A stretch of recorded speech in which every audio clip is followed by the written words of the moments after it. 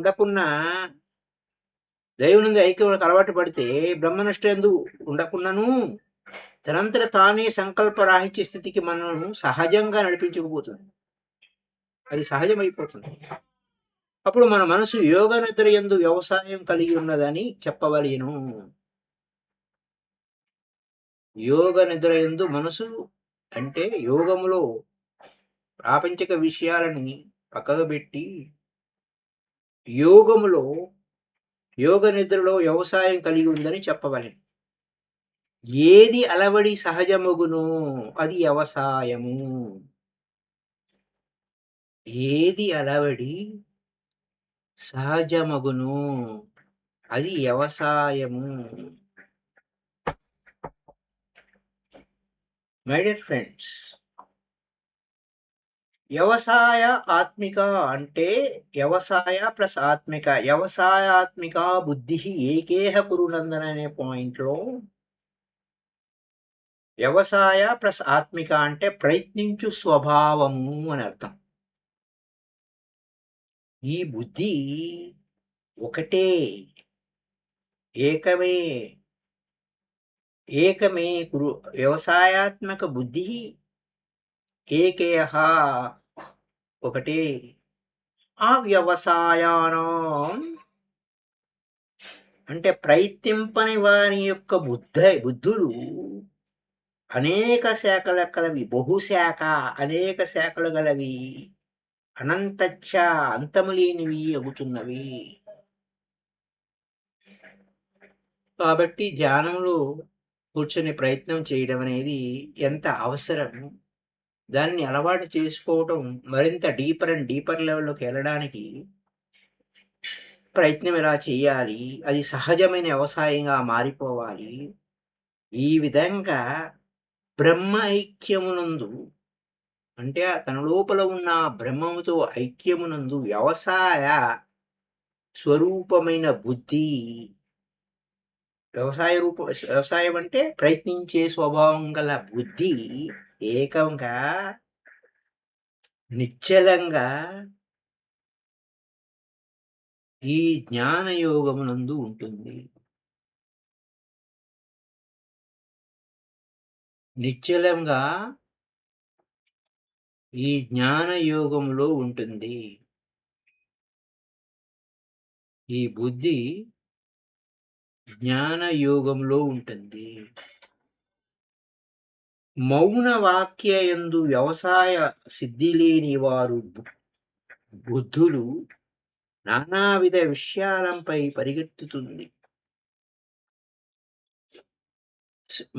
మౌన వ్యవసాయమునందు వ్యవసాయ సిద్ధి లేని అంటే ప్రయత్నించని, నోటిలో మౌనాన్ని ప్రయత్నించని వారు, మనసులో శూన్యాన్ని ప్రయత్నించని వారి బుద్ధులు నానా విధములుగా ఉంటుంది. నానా విషయాల మీద పరిగెడుతుంది. నానా విధ జడములు కూడా దేవుడిని నమ్మి బహిర్ముఖ వృత్తుల నుండి చొరబడి ఒకదానినైనా నమ్మక ప్రక్కదోవలన్నింటిని అవలంబిస్తే దేవుడికి దూరం అవుతుంది. నీ లోపలికి నువ్వు వెళితే అంతర్ముఖ వృత్తి చెందితే నీ లోపల ఉన్న దేవుడితో కనెక్ట్ అవుతావు. మై డియర్ ఫ్రెండ్స్,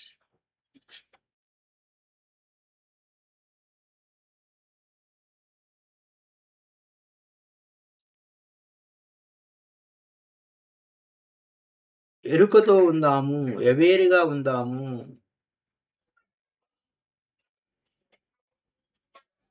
ఎలర్ట్‌గా ఉందాము. దేవునిలో లీనమైనచో తృప్తి ఏర్పడి స్వర్గసుఖములందు కూడా కోరదు. ఇంక స్వర్గంతో నాకేం పని? సాక్షాత్తు దేవుడే నా వద్ద ఉంటే. When God is within whom to fear? When God is within whom to fear? నేను ఎవరికి భయపడాలి? బ్రహ్మానందానుభూతి రహితులగు నవిపచ్యుత్తుల మానసము సుఖము కోరక కోరికలను కోరుచు స్వర్గ సుఖములకు ఆధిక్యం ఇస్తుంది. ఆ విధంగా ఏమవుతుంది? జననము, జన్మ. జననం అంటే పుట్టడం. మళ్ళా సంకల్పాలు. ఇవన్నీ ఉపకరణాలు మళ్ళీ తిరిగి పుట్టడానికి ఉపయోగపడతాయి. మై డియర్ ఫ్రెండ్స్, జీవన్ముక్తి వెంట పడలేరు ఈ ప్రాపంచిక విషయాల్లో పడినవారు. సో మై డియర్ ఫ్రెండ్స్, అందుకోసమే మనం చేయవలసిన కర్మ ఏమిటనే పాయింట్‌లో కర్మణ్యేవాధికారస్తే మా ఫలేషు కదాచన మా కర్మ ఫల హేతుర్భువు మాతే సంభూస్వ కర్మణి అన్నాడు. అర్జునా, స్థూలంగా చూస్తే నీకు కర్మ ఎందే అధికారం ఉంది. ఎప్పటికీ ఫలము మీద నీకు అధికారం లేదు. కర్మ ఫలములకు నేను నేను కర్మ ఫలములకు నేనే కారణుండును అని ఓల్డ్ సైన్స్ కదా అలా చెప్తారు. అనుకోవద్దు. కర్మ ఫల కారణము నీవు కాదు. కర్మ లేకుండా ఉండటం అనేది, ఆ లేజీనెస్ అనేది, వాయిదా వేయటం అనేది నీకు ఉండకూడదు. ఆ అభిరుచి ఉండకూడదు. దీన్నే వాట్ ఈస్ కర్మ? ఈ బ్రహ్మస్పర్శిని భగవద్గీతలో కర్మ అంటే ఏంటి? శ్వాస మీద ధ్యాస పెట్టి ధ్యానంలో కూర్చోవడమే కర్మ. శ్వాస మీద దృష్టి నిలపడమే కర్మ. అలా కూర్చున్నది మొదలు బ్రహ్మైక్యం వైపుకు వెళ్తాం. శ్వాస మీద ధ్యాస పెట్టడం అంటే బ్రహ్మనిష్ట మీనింగ్. దాని మీనింగ్ బ్రహ్మనిష్ట. శ్వాస మీద ధ్యాస పెట్టడం అంటే బ్రహ్మనిష్ట. అది ఆ విధంగా కూర్చున్నది మొదలు బ్రహ్మైక్యం వరకు చేయు ప్రయాణం. ఇట్టి కర్మయందే అధికారము జీవునికి ఉన్నది. నేను కర్మ చేయవలెనని అర్థం.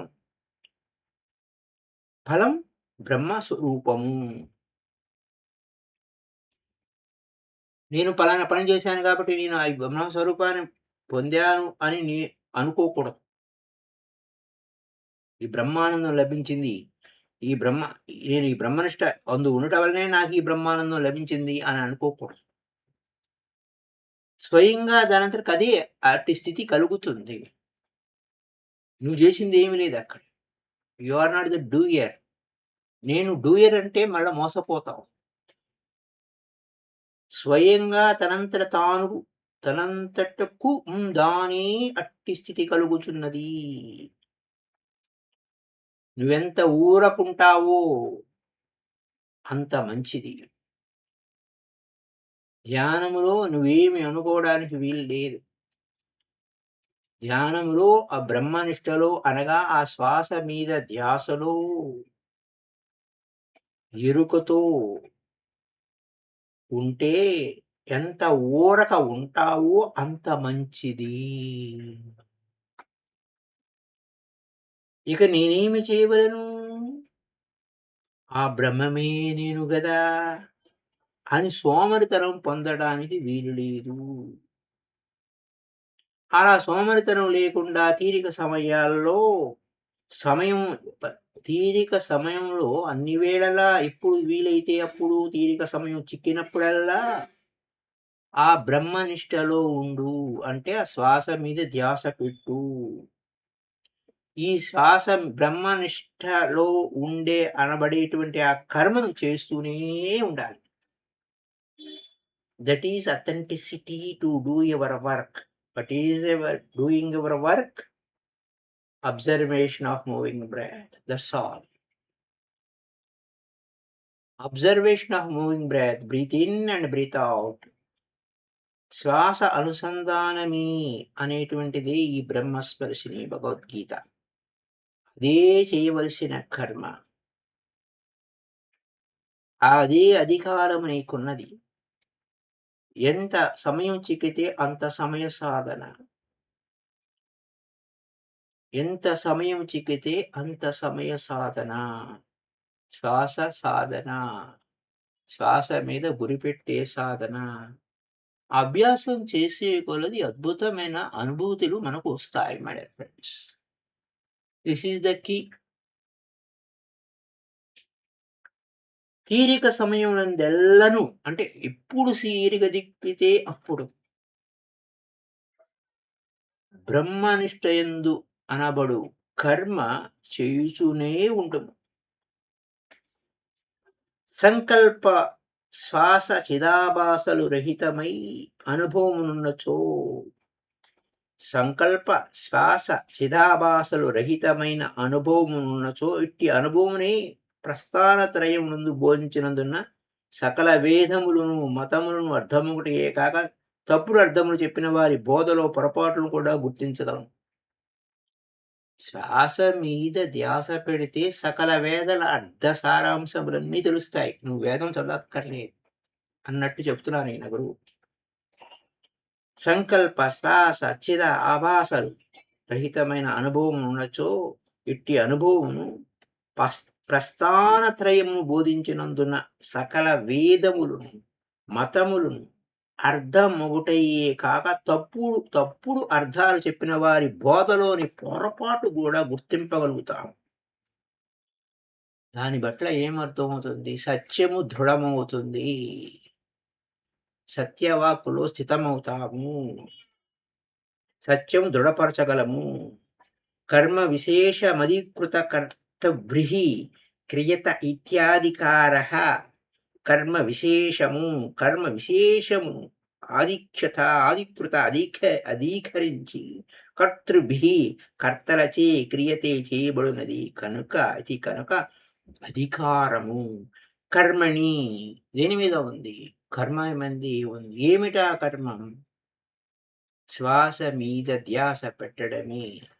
తీరిక చిక్కినప్పుడల్లా శ్వాస మీద ధ్యాస పెట్టడమే నీకు అధికారం ఉంది. ఏకవచనము కనుక కర్మయోగమునందే మనకు అధికారం ఉన్నది అని చెప్పేశారు ఆయన. దేని మీద అధికారం లేదు? ఫలేషు ఫలములందు ఫలాలు వాటి ఫలితాలయందు అధికారం లేదు. ఫలాలు వాటి ఫలితాలయందు భ్రమ వైపు అంటే ఆ ఫలాల వైపు తిరగనే కూడదు. ఆ మనోవికారములు మాత్రమే ఆ ఫలాలు ఆ ఫలితాలు వైపు ఫలాలు నాకు ఫలాలు కావాలి, ఫలితం కావాలి అనేటువంటి మనోవికారం వచ్చింది. ఇవన్నీ కూడా స్వప్నతుల్యములే. కాబట్టి ఆ స్వప్నతుల్యమైనటువంటి విషయాలు మెలకువ వస్తే అవి ఉండవు. వాటికి కారణభూతులు కావద్దు. క్రమముగా స్థూల శరీర శ్వాస కుండలిని సంకల్ప మనోబుద్ధి జీవేశకరణములను అధికరించి బ్రహ్మమే యుగును. అంటే ఇక్కడ క్రమక్రమంగా మనం లోపలికి వెళుతున్నప్పుడు ఈ స్థూల శరీరంలో శ్వాస మన లోపల ఉన్న కుండలిని శక్తి సంకల్పం ఇవన్నీ కుండలిని శక్తి ఇవేమీ కాదు ఉన్నట్టు. సంకల్ప మనో బుద్ధి జీవేశకరణములను అధికరించి ఆ మనసును అధిగమిస్తుంది, బుద్ధిని అధిగమిస్తుంది, సంకల్పాలను అధిగమిస్తుంది. అంటే ఆలోచనలు అనుకోవడాలు అధిగమిస్తుంది. ఆ కుండలిని శక్తి ఏదవుతుంది అదేమవుతుంది అవే పరాలు లేవు. వాటి జోలికి పోవద్దు. చివరికి ఏమవుతుంది? బ్రహ్మమే అవుతుంది. ఇదే ఉదాహరణ మళ్ళా మనం ఇంకో విధంగా కూడా చెప్పుకోవచ్చు. ఉత్తమోత్తమంబులు శ్వాస నిశ్వాసల పంక్తులరిసి తాను బ్రహ్మము ఒకట అంతే. Direct principle, direct attack. ఇది బ్రహ్మము. ఆ బ్రహ్మ పోతులూరు వీర బ్రహ్మేంద్ర స్వామి చెప్పిన, ఈ బ్రహ్మస్పర్శిని భగవద్గీత చెప్పిన ఏకం సత్, ఆ బుధుడు అనాపానపతి సతి చెప్పిన ఏకం సత్, ఉన్నది ఒకటే, సత్యం ఒకటే. ఇప్రా బహుదా వదంతి, అనేక రూపాల్లో చెప్తూ ఉంటారు ఆ పండితుడు. కాబట్టి మరలా సంస్కారమును అధోగతి వచ్చినా ఆ కర్మలో ఆ కర్మ యందుండద్దు వద్దు. మరలా సంస్కార బలం నదోగతికి వచ్చెనా కర్మయోగమనబడు బ్రహ్మనిష్టయందు నిలువు. ఏదో పొరపాటు పడిపోయానండి అంటే పర్వాలేదు లేచి నుంచో. ఎరుకతో ఉండు. అవేర్‌గా ఉండు. ఆ శ్వాసను గమనించు. ఆ బ్రహ్మనిష్ట యందు ధ్యాస పెట్టు. అంటే శ్వాస మీద ధ్యాస పెట్టడం. ఇట్లా ఈ సూక్ష్మ పద్ధతిని బాగా గుర్తించాలిది. ఇటువంటిది సూక్ష్మ పద్ధతి. సులువైన పద్ధతి. సూక్ష్మ పద్ధతి. సూక్ష్మంలో మోక్షం. శ్వాస మీద ధ్యాస పెట్టడం అంటే సూక్ష్మంలో మోక్షము. కాబట్టి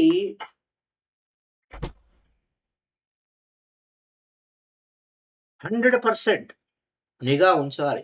ధ్యానంలో నిఘా ఎలా ఉండాలి? 100% 100కి 100.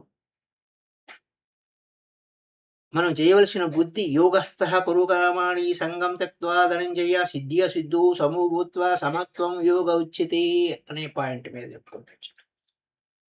యోగస్థః కురు కర్మాణి సంగం త్యక్త్వా ధనంజయ సిద్ధ్య సిద్ధు సమో భూత్వా సమత్వం యోగ ఉచ్యతే.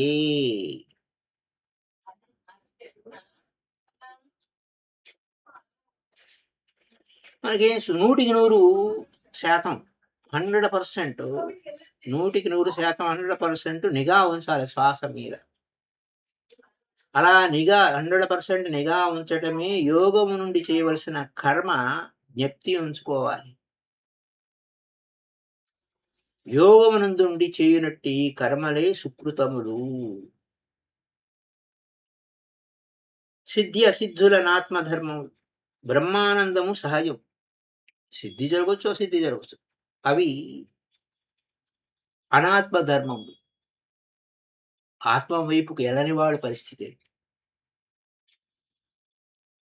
మై డియర్ ఫ్రెండ్స్,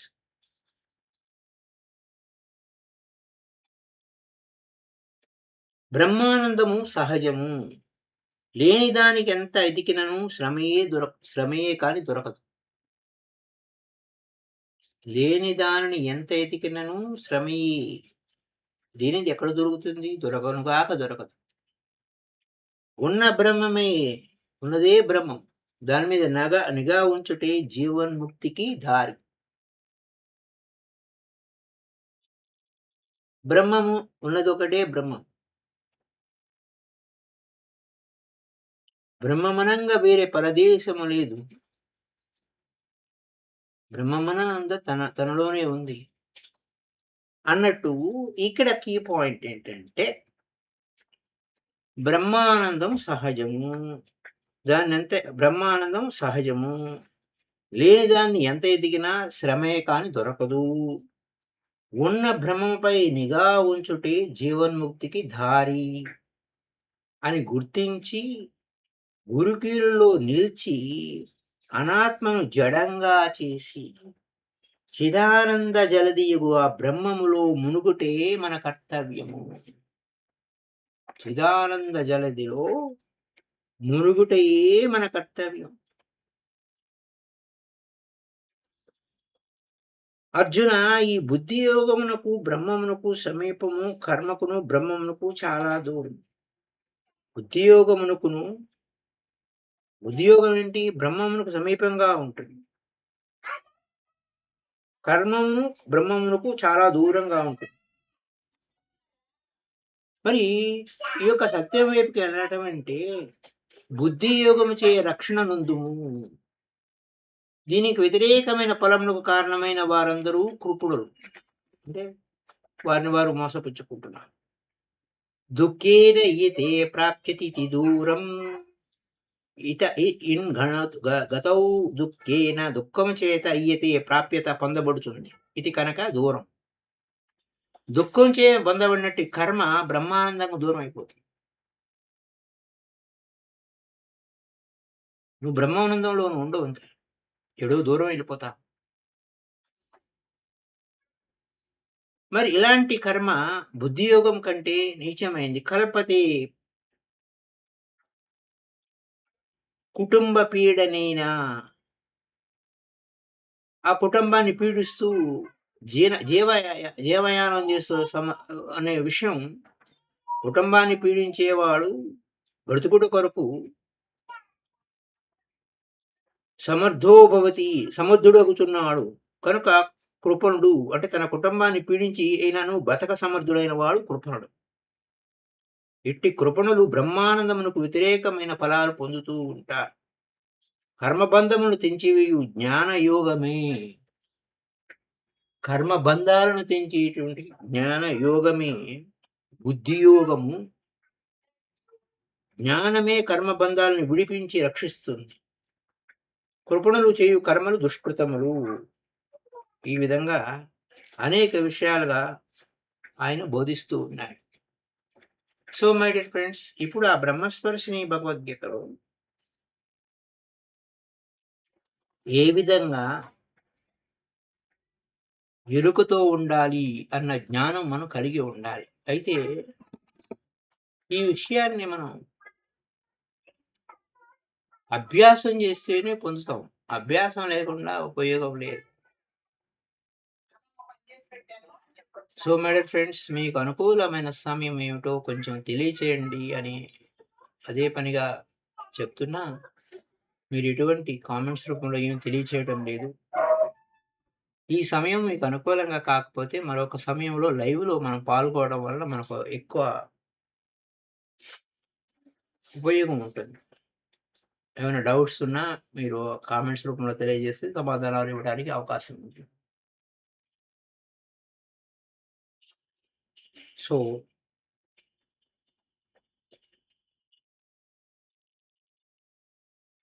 యథార్థ జ్ఞానం లేని మనసు ప్రపంచ విషయముల చేత కొరతలు తీరునని నమ్మి ఉంటారు. కానీ బ్రహ్మము తనయందే తాను సంతుష్టుడై ఉన్నచో అట్టి స్థితి కలగనప్పుడు, అంటే దేవుని యందు లీనమైతే బ్రహ్మానందంలో మునిగిన మనస్సు. యథార్థ జ్ఞానం లేనివాడు ప్రాపంచ విషయాలలోనే తన కొరతలు తీరునని నమ్మి ఉంటాడు. అయితే ఇట్టి మనసును అంటి ఉన్న కోరికలన్నీ, అలాంటి మనసులో అంటుకున్న కోరికలన్నీ దేవుని యందు లీనమైపోతాయి. శ్వాస మీద ధ్యాస పెడితే ఆ బ్రహ్మానందంలో మునిగిన మనసుకు తృప్తి ఏర్పడి కదలనే కదలదు ఇంకా. ఇట్లు బ్రహ్మముగు తన యందే తాను సంతుష్టుడైనచో అట్టి స్థితి కలిగిన వాడు స్థితప్రజ్ఞుడు అంటారు. ఇది విషయం. సో మై డియర్ ఫ్రెండ్స్, మరిన్ని విషయాలు రేపటి ఎపిసోడ్‌లో తెలుసుకుందాం. ఎందుకంటే